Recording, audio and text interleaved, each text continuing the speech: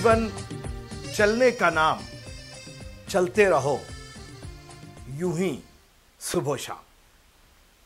चल ही तो रहे हैं मित्रों, चल ही तो रहे हैं, फायदा कुछ नहीं हो रहा है और चले जा रहे सुबह से शाम तक सिर्फ चल रहे हैं हम लोग,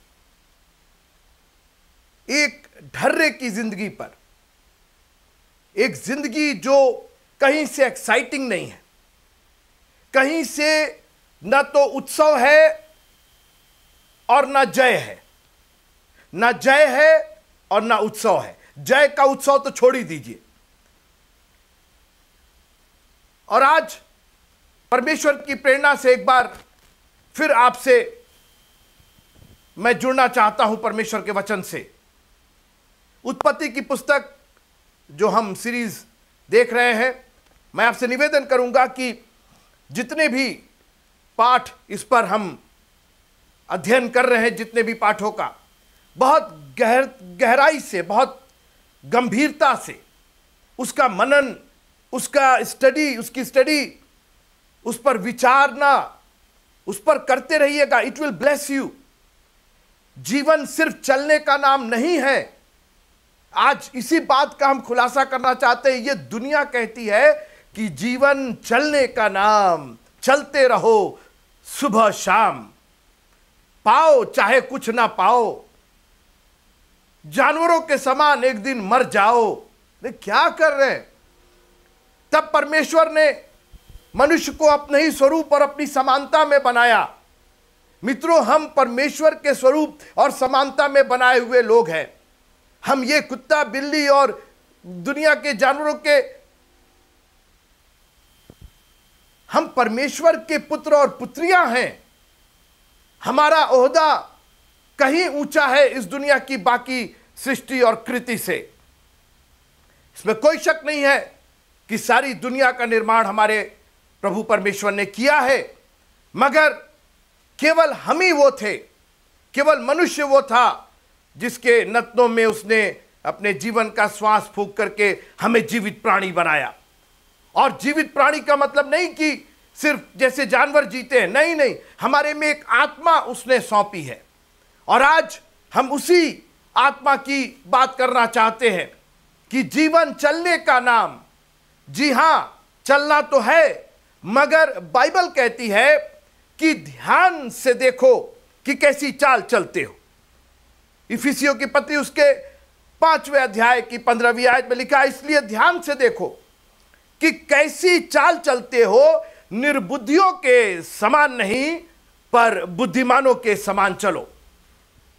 सिर्फ चलना ही काफी नहीं है। जीवन सिर्फ चलने का नाम नहीं है, बुद्धिमानी से चलने का नाम है। यह बात कहिए, क्योंकि परमेश्वर ने मनुष्य को दो भाग में बांटा है सीधे सीधे। या तो आप बुद्धिमान हैं और या आप मूर्ख हैं। याद रखिएगा, ये दो ही कैटेगरी परमेश्वर के सामने। और परमेश्वर को मूर्खों से इतनी घृणा आती है। और मूर्खता का मतलब यह नहीं कि 2 दूनी 4 आपको नहीं आ रहा है और 5 में 5 नहीं जोड़ पा रहे हैं आप, ये मूर्खता नहीं है। मूर्खता वो है जब आप अपनी आत्मा का हरास किए हुए, अपनी आत्मा को दोजख में ले जा रहे हैं, जब आपको चलना नहीं आ रहा है जीवन में, यह मूर्खता है। जब आप अपना नुकसान करें और अपनी आत्मा का नुकसान करें। देखिए, शरीर तो शरीर है, आप इसको कितना भी बलशाली बनाइएगा तो एक दिन जाकर के यह नष्ट हो ही जाएगा। मिट्टी का है, मिट्टी में मिल ही जाएगा। आप कितना भी बॉर्नवीटा पी लीजिए, कितना भी बूस्ट पी लीजिए, कितना भी हॉर्लिक्स पी लीजिए, कितना भी च्यवनप्राश खा लीजिए, ठीक है, उस सब की आवश्यकता है, इस शरीर के लिए आवश्यकता है, मगर वो अनंत जीवन नहीं है। और हम जो यहां बात करते हैं, हम अनंत जीवन की बात करते हैं। हम बियॉन्ड दिस लाइफ बात करते हैं। हम कुछ ऐसी बातें करते हैं जो इस संसार के समझ में हो सकता है नहीं आती हो, लेकिन हम जो प्रभु के मानने वाले हैं, हम जो उसके खून खरीदे हैं, हम जो उसके द्वारा उद्धार पाए हुए लोग हैं, मैं उनसे मुखातिब हूं, मैं उनसे बात कर रहा हूं।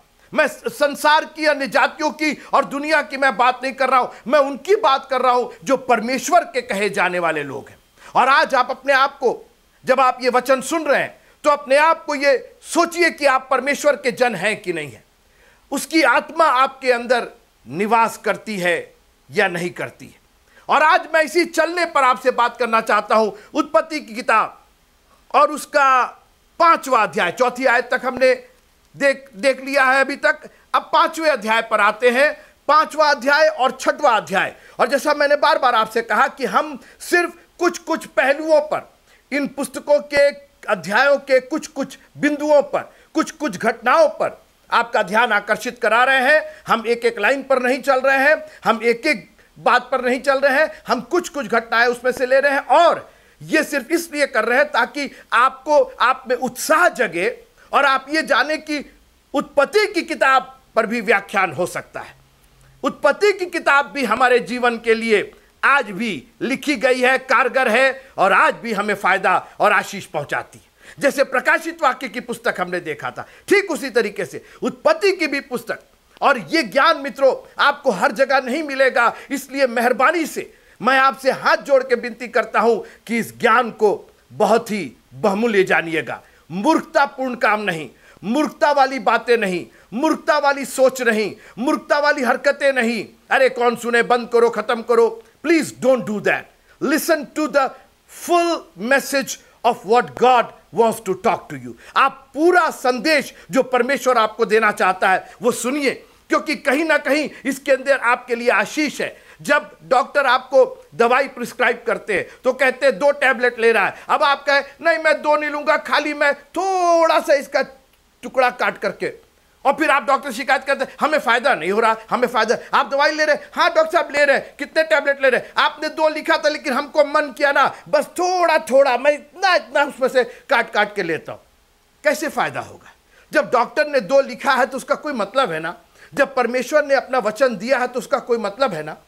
और अगर आप चाहते हैं कि आपका जीवन आशीषों से मामूर रहे तो परमेश्वर के संपूर्ण कलाम को अपने जीवन में अधिकाई के साथ बसने दीजिएगा। उत्पत्ति की पुस्तक उसका 5वां अध्याय, पहली आयत से अगर आप पढ़ें तो आपको वंशावलियां मिलेंगी। लेकिन आज मैं इस पूरे अध्याय में एक शब्द पर आपका ध्यान, एक वाक्य पर आपका ध्यान आकर्षित करना चाहता हूं। आइए 18 से पढ़ते हैं। उत्पत्ति की पुस्तक उसका 5वां अध्याय 18वीं आयत से। तब येरेद 162 वर्ष का हुआ, तब उसने हनोक को जन्म हुआ। हनोक के जन्म के पश्चात येरेद 800 वर्ष जीवित रहा और उसके और भी बेटे बेटियां उत्पन्न हुई। इस प्रकार येरेद की कुल आयु 962 वर्ष की हुई, तत्पश्चात वो मर गया। 21वां पद, जब हनोक 65 वर्ष का हुआ तब उससे मतूशेलह का जन्म हुआ। मतूशेलह के जन्म के पश्चात हनोक 300 वर्ष तक परमेश्वर के साथ साथ चलता रहा। अभी तक जो बातें हो रही थी कि वो फलाने वर्ष तक जीवित रहा, मगर हनोक के बारे में एकाएक। और आज मैं आपको उत्साहित करना चाहता हूं मित्रों कि अभी तक उत्पत्ति की किताब में जो हम लोगों ने देखा कि कितना श्राप, फिर परमेश्वर की आशीष, फिर मनुष्य का पाप में पड़ना, दोबारा पाप में पड़ना, कैन का हाबिल का मर्डर करना, बहुत सारी अजीब अजीब बातें। लेकिन अब एक बड़े उत्साह वाली बात, अब देखिए एक नए तरीके से परमेश्वर का कलाम हमें उत्साहित करता है। अभी तक तो परमेश्वर हमें आशीष दे रहा था, मगर आज एक शख्स पैदा होता है जिसका नाम हनोक है। और हनोक के बारे में, उसकी व्यवस्था के बारे में यह नहीं लिखा गया कि वो फलाने दिन तक जीवित रहा, लेकिन उसके लिए लिखा जा रहा है कि मतूशेलह के जन्म के पश्चात हनोक 300 वर्ष तक परमेश्वर के साथ साथ चलता रहा। आप इसको पकड़े रहिएगा, परमेश्वर के साथ साथ चलता रहा और उसके और भी बेटे बेटियां उत्पन्न हुई। इस प्रकार हनोक की कुल आयु 365 वर्ष की हुई। हनोक परमेश्वर के साथ साथ चलता था, फिर वह लोप हो गया क्योंकि परमेश्वर ने उसे उठा लिया। सबके बारे में मृत्यु दर्ज की गई है, कौन कब पैदा हुआ और कौन कब मरा। मगर हनोक के बारे में लिखा है कि वो लोप हो गया क्योंकि परमेश्वर ने उसको उठा लिया। काश कि मैं भी, मेरे बारे में लिखा जाता। लवीन मोरार चलते रहे परमेश्वर के साथ, वो लोप हो गए क्योंकि परमेश्वर, इससे बढ़िया किसी के जीवन की गवाही हो ही नहीं सकती, इससे बढ़िया अंत हो ही नहीं सकता। और आज मैं आपको ढाढ़स और हिम्मत और उत्साह देना चाहता हूं मित्रों कि परमेश्वर के साथ साथ चलने का जो इनाम है वो इस दुनिया से कहीं बेहतर इनाम है, जो ये दुनिया कभी दे नहीं सकती, उस इनाम को छू नहीं सकती। क्या? परमेश्वर ने उसे उठा लिया था। आइए 6वां अध्याय देखते हैं। 6वां अध्याय, उत्पत्ति का 6वां अध्याय और उसकी 9वीं आयत। नूह की वंशावली यह है, नूह धर्मी पुरुष और अपने समय के लोगों में खरा था, और नूह परमेश्वर ही के साथ साथ चलता रहा। आज मैं इसी पर बात करना चाहता हूं। अभी तक बहुत श्राप और आशीष की बात हो गई और कैसे पाप संसार को जकड़ने लगा। हवा के द्वारा शुरू हुआ, कैन में समा गया और एक के बाद एक बड़ी बड़ी घटनाएं हुई। मगर आज एक बड़ी उत्साह करने वाली बात यहां नजर आती, और वो है कि हनोक परमेश्वर के साथ साथ चलता रहा। और 1 साल नहीं, 2 साल नहीं, फ्रॉम डे वन, एक पहले दिन से, क्योंकि उसकी अवस्था 300 साल की थी, 365 साल हुई, और वो 365 साल तक परमेश्वर के साथ साथ चलता रहा। परमेश्वर ने उसे उठा लिया और वो लोप हो गया। मैं आज आपसे बात करना चाहता हूं क्योंकि बाइबल कहती है कि ध्यान से देखो कि कैसे चलते हो। दुनिया कहती है कि जीवन चलने का नाम है, बिल्कुल ठीक है, लेकिन बेफायदा मूर्खों के समान, खाली डब्बे के समान हम नहीं चल रहे। हमें मालूम है कि हमारा चलना कैसा है। आज आप मेरी बात ध्यान से सुनिएगा थोड़ी देर के लिए, बहुत बुद्धिमानों के समान इस वचन को सुनिएगा। यह परमेश्वर का कलाम है, परमेश्वर को हाजिर नाजिर जान करके यह कलाम सुनिएगा कि हम सिर्फ चल नहीं रहे हैं। हमारा जीवन सिर्फ चलने का नाम नहीं है, हमारा जीवन परमेश्वर के साथ साथ चलने का नाम है। क्योंकि जो चाल हम और आप चल रहे हैं, जो जीवन चलने का नाम, चलते रहो सुबह शाम, ये किसी और के लिए होगा। मेरे लिए तो सुबह शाम परमेश्वर के साथ चलना है। और आज मैं इस चलने पर थोड़ी बात करना चाहता हूं। सबसे पहले तो जब आप, बाइबल कहती है कि साथ साथ चलता रहा, तो साथ साथ चलने के लिए आपको किसी के साथ की जरूरत है। आप अकेले साथ साथ नहीं चल सकते। वो साथ साथ का मतलब कि there must be some other person that can walk with you. आपको एक कंपेनियन चाहिए, आपको एक सहायक चाहिए, आपको कोई चाहिए जिसके साथ आप चल सके। अरे मेरी मम्मी है, मेरे पापा है, कोई नहीं है। मेरे तो मम्मी पापा ही नहीं है। अब आप बोलिए, आप हमको क्या समझाएंगे? बिल्कुल थे, लेकिन अब वो है नहीं थे। दुनिया के किस व्यक्ति पर आप भरोसा करके चलेंगे? अरे हम अपनी मम्मी के साथ साथ चलते हैं, अपने पापा, हम भी चलते थे अपनी मम्मी के साथ साथ, अपने पापा के साथ साथ, मगर ना आज तो मम्मी है और ना आज पापा है। मैं आपसे कहना यह चाह रहा हूं कि दुनिया के लोगों पर भरोसा मत कीजिए मित्रों। ये केवल कुछ दूर तक ही आपका साथ देंगे और उसके बाद खुद कूच करके कहीं चले जाएंगे। ये दुनिया पर हमने इतना भरोसा रखा है कि जो हमेशा हमारे साथ रह सकता, मैं ये बात कहना चाह रहा हूं, only God is there for you always. और उसने एलानिया कहा, देखो जगत के अंत लो मैं तुम्हारे साथ हूं। और जगत का अंत लो जानते क्या है?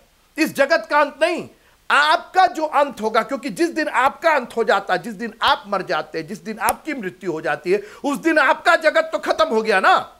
जगत रहे, आपके लिए कौन सा जगत है? आप तो खत्म हो गए। आपके लिए जगत तो अब वो बक्सई में है, उतना ही भर जगत है आपका जगत। देखो, मैं जगत के अंत लो, यानी तुम्हारी मृत्यु के अंत तक मैं तुम्हारे साथ हूं। कौन है ऐसा जो दावा कर सकता है? आपका कितना भी प्रिय होगा, कोई कहेगा मैं जान दे दूंगा आपके लिए, मैं जान दे दूंगी आपके लिए, मैं आपको इतना, सब ठीक है, मगर मेरे जगत के अंत लो आप मेरे साथ नहीं रह सकते। आपकी एक सीमा है, मगर ये जो आपके साथ साथ चल रहा मित्रों, ये आपके उस कब्र में जाने तक आपके साथ साथ रहेगा। Somebody that can be with you all the time, every time you need him. ऐसा साथ चाहिए ना।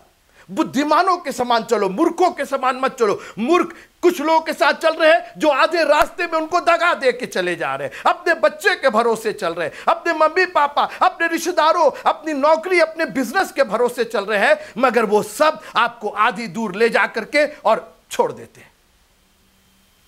और आप वहां चौराहे पर खड़े होकर क्या ठठासुर हो रहे हैं? अरे मैंने अपने बच्चे पर भरोसा किया था, मेरा बच्चे ने मुझे धोखा दे दिया, मेरी बहू ने धोखा दे दिया, मेरी सास ने धोखा, मेरी मम्मी ने, मेरे दुनिया के लोग तो धोखा देते रहेंगे। मित्रों, आप क्यों ऐसे के साथ चल रहे हैं जो आपके साथ पूरी तरीके से चलने को तैयार नहीं है? बट ओनली गॉड, केवल आपका प्रभु परमेश्वर, हमारा खुदावंद यीशु मसीह आपके साथ। देखो, मैंने जगत को जीत लिया है, मैं तुम्हारे साथ साथ चलूंगा, जगत के अंत लो मैं तुम्हारे साथ रहूंगा। You need somebody who can walk with you. निर्बुद्धियों की राय नहीं, बुद्धिमानों के समान चलो। चलने का नाम ही नहीं है, प्रभु के साथ साथ चलना है, और सिर्फ प्रभु आपके साथ हमेशा लो चलेगा। एक और खूबी है, आप सबके साथ नहीं चलते, आप केवल उन्हीं के साथ चलते हैं जिन पर आपको भरोसा होता है। कोई भी आपका दरवाजा खटखटा के आके, अजनबी आदमी, हाँ hello, good morning, good morning, आप मेरे साथ चलेंगे? कहाँ चलेंगे? नहीं बस चलिए आप मेरे साथ। नहीं नहीं, मतलब आप हैं कौन? कोई भी हो, उससे क्या फर्क पड़ता, आप मेरे साथ चलिए, तुरंत चलिए। अरे भैया, आपको हम जानते नहीं, आपका नाम नहीं जानते, आपका गांव नहीं जानते, आप कौन? नहीं, आपको मेरे साथ चलना पड़ेगा। कैसे चला? ये तो जबरदस्ती हुई।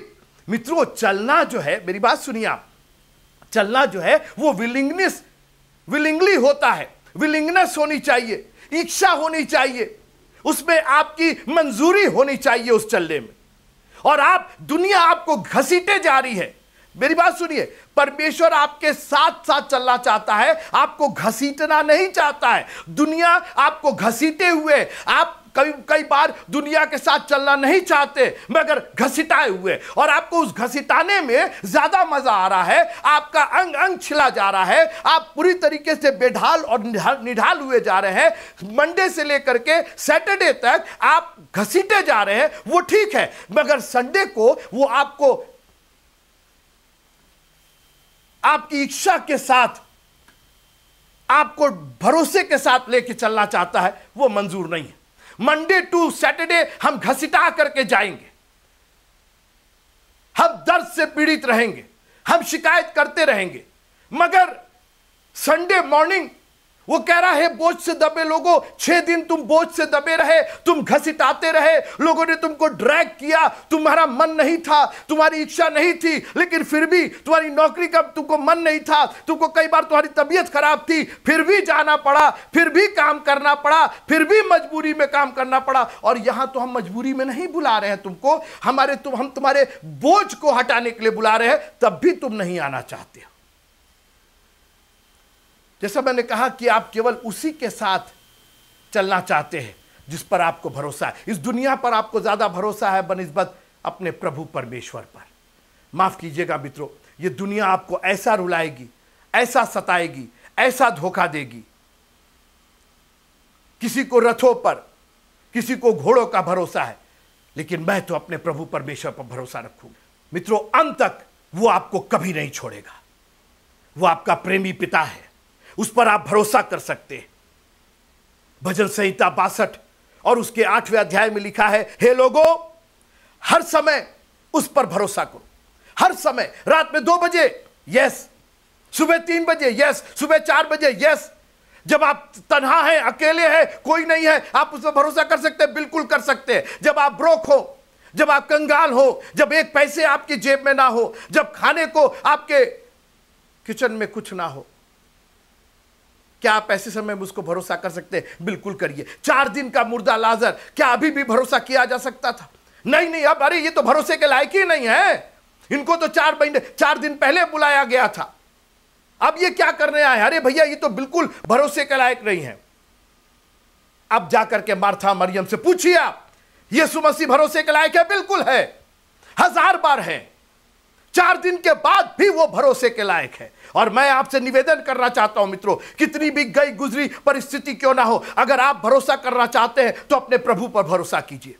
ये दुनिया का भरोसा आपको कहीं का नहीं छोड़ेगा। वॉक विथ गॉड, परमेश्वर के साथ साथ चलिए। जब आपको भरोसा हो गया जिसके साथ आपको चलना है, तो फिर चलने के लिए एक रास्ता चाहिए ना। आप कहां झंखाड़ में नहीं जाएंगे ना, आप किसी झाड़ी और किसी पेड़ के ऊपर नहीं ना चढ़ेंगे। आपको चलना है ना, तो चलने के लिए रास्ता चाहिए ना। And you need a nice path. आपको एक ऐसा रास्ता चाहिए, सरल रास्ता चाहिए जिस पर आप चल सके। आप कोई अन्वेषण करने नहीं जा रहे, आप कुछ खोज करने नहीं जा रहे, आप चलने जा रहे। मैं चलने की बात कर रहा हूं मित्रों। चलना तो इजी होना चाहिए ना। कहते हैं ना कि walking is the easiest and the best exercise. चलना जो है वो सबसे आसान और सबसे बेहतर अभ्यास है। अगर आप हृष्ट पुष्ट होना चाहते हैं तो शारीरिक रूप से चलने से बेहतर कोई एक्सरसाइज है ही नहीं, आपको मालूम है। और उससे सस्ती कोई एक्सरसाइज नहीं। एक इक्विपमेंट नहीं खरीदना आपको उसके लिए कोई यंत्र नहीं खरीदना है, आपको सिर्फ चलना है। परमेश्वर ने आपके पैरों में बल दिया है, आप चलिए। और कहते हैं कि जितना आदमी चलता है उतनी बीमारियों से दूर रहता है। और सोचिए अगर आप प्रभु के साथ साथ चले। चलना अपने में ही एक फायदेमंद चीज है, और ऊपर से आप प्रभु के साथ चल रहे हैं। सिर्फ चल नहीं रहे हैं, हम प्रभु के साथ चल रहे हैं, तो ना सिर्फ हमारा शरीर हृष्ट पुष्ट हो रहा है, हमारी आत्मा भी संतुष्ट हो रही है। हमारी आत्मा को भी ताकत मिल रही है, हमारा आत्मिक जीवन भी मजबूती प्राप्त कर रहा है मित्रों। और यीशु मसीह ने कहा कि मार्ग मैं हूं, मार्ग मैं हूं। अब यीशु मसीह से सरल कोई मार्ग हो सकता है क्या? और मार्ग, मेरी बात सुनिए, मार्ग सिर्फ सरल ही नहीं, केवल पिच नहीं होना चाहिए, सुरक्षित भी होना चाहिए। बहुत से रास्ते पिच हैं, बड़े खूबसूरत है, आए दिन एक्सीडेंट होते हैं उसको, आए दिन लोग उसमें कचरा करके मर जा रहे हैं। आप चले जा रहे, रास्ते में सांप है, बिच्छी है रास्ता बिल्कुल साफ, बिल्कुल प्लेन, सांप फन मार करके खड़ा हुआ, बिच्छी डंक लगा के खड़ी हुई। चलेंगे ऐसे रास्ते पर? ऐसे दुनिया के ये रास्ते इसी तरीके के हैं मित्र। आप जिस रास्ते पर चल रहे वहां सांप बिच्छुओं की भरमार है। कोई यहां से डंक मार रहा, कोई वहां से डंक मार रहा, कोई यहां से कुछ कह रहा, कोई वहां से कुछ कह रहा, कोई वहां से कोई तंग कर रहा, कोई वहां से आपको सता रहा है। एक काम कीजिए, मार्ग पर चलिए। मार्ग, और मार्ग कौन है? यीशु मसीह वो मार्ग है। जब आप यीशु मसीह वाले मार्ग पर चलेंगे, उसके नाम के मार्ग पर चलेंगे, उसके वचन के मार्ग पर चलेंगे मित्रों, वो मार्ग सबसे सरल और सबसे सुरक्षित और सबसे सीधा मार्ग है जो अनंत जीवन को पहुंचाता है।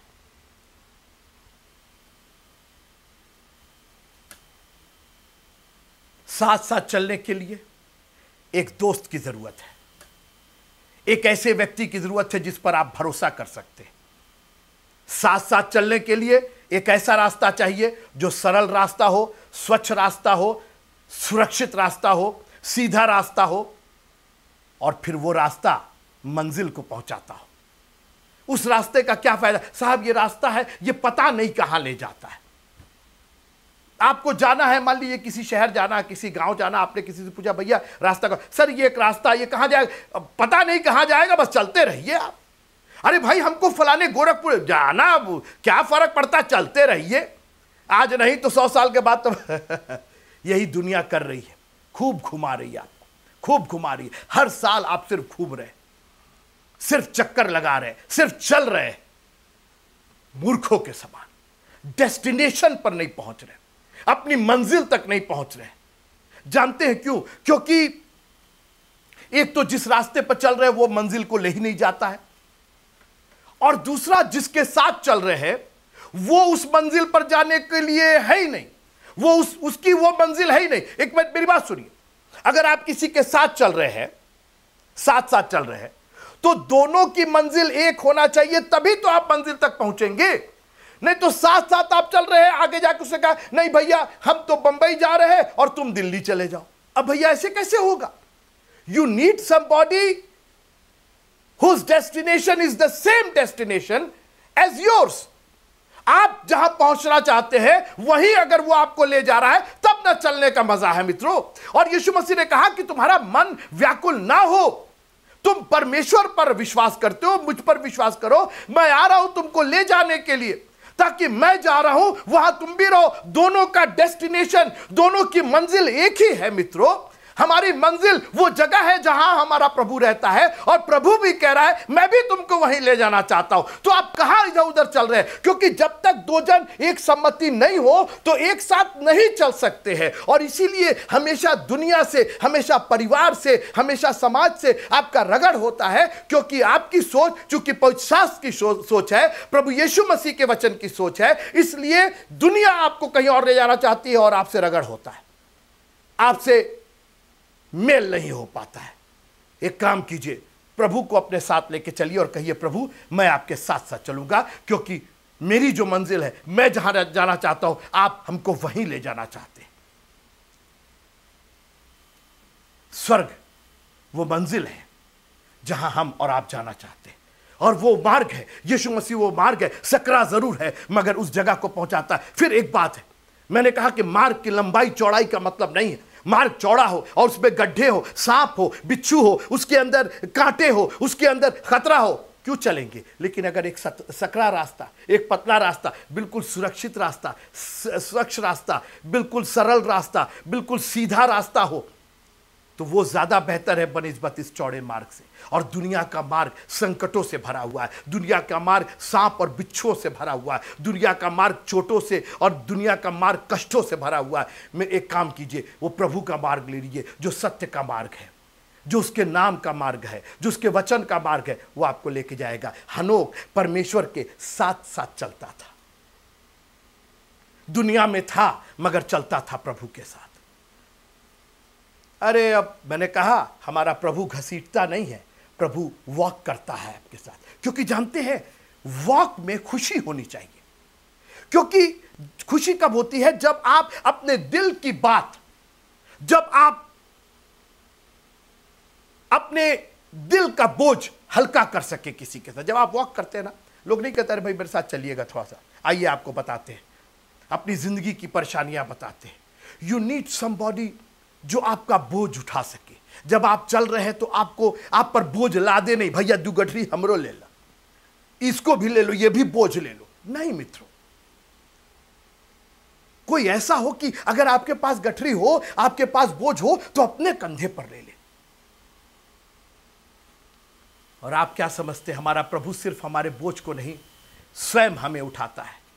एक बहुत सुंदर एक कहानी है कि एक व्यक्ति ने समुद्र के किनारे बालू पर दो जोड़ी पैर के निशान देखे, और वो देखता है कि किस तरीके से वो दो जोड़ी पैर के निशान चले जा रहे हैं, और आगे एकाएक कष्ट और मुसीबत होता है, और वहां पर सिर्फ एक जोड़ी पैर का निशान रह जाता है, एक जोड़ी गायब हो जाता है। यह आदमी चौंक करके उठा, दुआ में इसने प्रभु से पूछा, प्रभु ये कैसा स्वप्न है? प्रभु ने कहा कि ये दो जोड़ी पैर के निशान हमारे और तुम्हारे हैं, मैं तुम्हारे साथ साथ चल रहा हूं, तुम मेरे साथ साथ चल रहे हो। हाँ प्रभु ये तो बहुत अच्छा है, बहुत अच्छा लग रहा है, लेकिन आगे मैंने देखा कि मेरी जिंदगी में जब कष्ट पड़ा तो एक जोड़ी पैर के निशान गायब हो गए, सिर्फ एक ही जोड़ी पैर के निशान रह गए, ऐसा क्यों हुआ? क्या उस वक्त आप मेरे साथ नहीं थे? क्या मैं अकेले चल रहा था? प्रभु ने कहा नहीं, वो जो एक पैर के जोड़ों के निशान तुम देख रहे हो, एक पैरों के निशान देख रहे हो, वो तुम्हारे नहीं, मेरे पैर के निशान है। अरे तो मैं कहां चला गया फिर? मेरा क्या हुआ? प्रभु ने कहा मैंने तुम्हें अपने कंधे पर बिठा रखा था, क्योंकि उस वक्त तुम चल नहीं सकते थे, उस दुख को तुम बर्दाश्त नहीं कर सकते थे, उस दुख में तुम अपना फंक्शन नहीं कर सकते थे, तुम सोच नहीं सकते थे सही तरीके से, और इसलिए मैंने तुमको अपने कंधे पर बिठा रखा था। सोचिए मित्रों, सोचिए कैसा प्यारा प्रभु आपका, कैसा सहायक आपका, कैसा दोस्त आपका। आप जिसके साथ चल रहे हैं वो ना सिर्फ आपका बोझ उठाया बल्कि आप ही को अपने कंधे पर उठा करके लेके चल रहा है। और मैं अपने जीवन की गवाही दे सकता हूं, प्रभु ने मुझे हर बार जब भी मैं कष्टों में पड़ा हूं, जब भी मुसीबतें मेरे ऊपर आई हैं, उसने हमारे साथ नहीं चला, उसने हमको अपने कंधों पर बिठाया है, हमको लेके चला है। मित्रों, हनोक परमेश्वर के साथ साथ चलता था। नूह धर्मी और खरा था, परमेश्वर के साथ साथ चलता था। आज मैं आपसे पूछना चाहता हूं, आपकी चाल कौन सी चाल है? आप सिर्फ चल रहे हैं, आपकी जिंदगियां सिर्फ चल रही हैं, एक ढर्रे में चल रही है, किसी तरीके से चल रही है, कैसे कैसे चल रही है, या एक आनंद, एक जय, एक विजय, एक शांति की? हमारा प्रभु जिसके साथ आप चल रहे हैं, सुनिए रोमियो की पत्री उसका 15वां अध्याय और 13वीं आयत। परमेश्वर जो आशा का दाता, आप सोचिए, जो आपके साथ चल रहा है उसके पास कितनी क्वालिटीज है, वो क्या क्या आपको, वो अपने लिए नहीं आपके लिए। सुनिए मेरे मित्रों, अपने लिए उसको आशा नहीं चाहिए, उसको आनंद और खुशी नहीं चाहिए, उसको शांति और विश्राम नहीं चाहिए। आपके लिए, अपने लिए सोचिए कि जो आपके साथ साथ चल रहा है क्या है उसके पास। वो कंगाल और भिखमंगा और दरिद्र नहीं है, वो आप ही से नहीं सब कुछ मांग रहा है, ये दे दो वो दे दो। दुनिया के साथ चलते हैं तो रोज कुछ ना कुछ मांग हो जाती, चाय की पत्ती दे दो, चीनी दे दो, मसाला दे दो, तेल दे दो, आटा। दुनिया तो हमको खाली किए हुए, कर्ज पर कर्ज हमारा बढ़ता जा रहा, दे दे करके हम परेशान हैं। लेकिन हमारा खुदावंद हमें ऐसी चीजें देना चाहता मित्रों, जो रुपए पैसे से, सोने चांदी से कहीं बेहतर और कहीं बढ़ करके है, जो कहीं खरीदी नहीं जा सकती और जिसकी कभी कीमत नहीं लगाई जा सकती। सुनिए, परमेश्वर जो आशा का दाता है, आशा कहां खरीदेंगे आप? आशा कौन देगा आपको? दुनिया तो सिर्फ निराशा देती है, दुनिया तो सिर्फ आपको हताशा देती है। हर तरीके से हम दबे और कुचले रहते हैं इस दुनिया की वजह से। परमेश्वर जो आशा का दाता है, तुम्हें विश्वास करने में, अब सोचिए, ना सिर्फ आशा लेकिन एक और धन, विश्वास का धन। आशा का धन, विश्वास का धन, मतलब जो आपके साथ चल रहा है उसके पास क्या क्या है। अरे हनोक, तुमको किसने बुद्धि दे दी? कैसे तुमको पता चला कि अगर चलना है तो परमेश्वर के साथ साथ चलना है? ये दुनिया तो सिर्फ आपको बोझिल किए हुए है, मगर हमारा प्रभु आशा दे रहा है, विश्वास दे रहा है। आगे विश्वास करने में सब, कितने प्रकार के आनंद, कितने प्रकार के, यहां लिखा हुआ है करने में सब प्रकार के आनंद। अरे मित्रों, दुनिया के जो आनंद है वो सब प्रकार के नहीं है, क्षणिक है, थोड़े देर के लिए रहते हैं और उसके बाद वो आनंद जो है वो रोने में तब्दील हो जाता है। बहुत करते हैं हम लोग, तो कुछ पार्टी कर लेंगे, कुछ शादी कर लेंगे, कुछ उत्सव मना लेंगे, उसके बाद जब कर्जा भरना पड़ता है, जब सब पेमेंट करना पड़ता है, आनंद तो रहता है लेकिन सब प्रकार का आनंद नहीं रहता है। अच्छा तो लगता है, अरे भाई पार्टी गजब की पार्टी है, लेकिन पेमेंट भी तो हुआ उसका। अच्छी, जितनी अच्छी पार्टी उतना बड़ा पेमेंट करने वाले से पूछिए। लेकिन ये सब प्रकार का आनंद और शांति से परिपूर्ण करे। सोचिए आप, आशा, विश्वास, सब प्रकार का आनंद और शांति, वो भी परिपूर्णता के साथ, आधी और अधूरी शांति नहीं। पवित्र आत्मा की सामर्थ्य से तुम्हारी आशा बढ़ती जाए। मतलब the Joy of walking with God is completely unexplainable. आप उसका बखान नहीं कर सकते। वो आशा का दाता, अब हर प्रकार का आनंद, विश्वास, शांति, पवित्र आत्मा की सामर्थ्य, एवरीथिंग दैट, जो हम लोग कभी मतलब मांगने से ज्यादा, इस्तेमाल करने से ज्यादा, हर प्रकार का आनंद वो व्यक्ति दे रहा है जो आपके साथ साथ चल रहा है।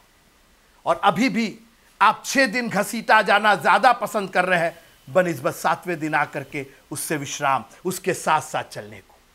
मित्रों, इससे बड़ी मूर्खता और क्या हो सकती है कि आप 6 दिन हर तरीके से निढाल हो गए, काम कर करके, लोगों में बट करके, लोगों की सुन करके, लोगों की सह करके।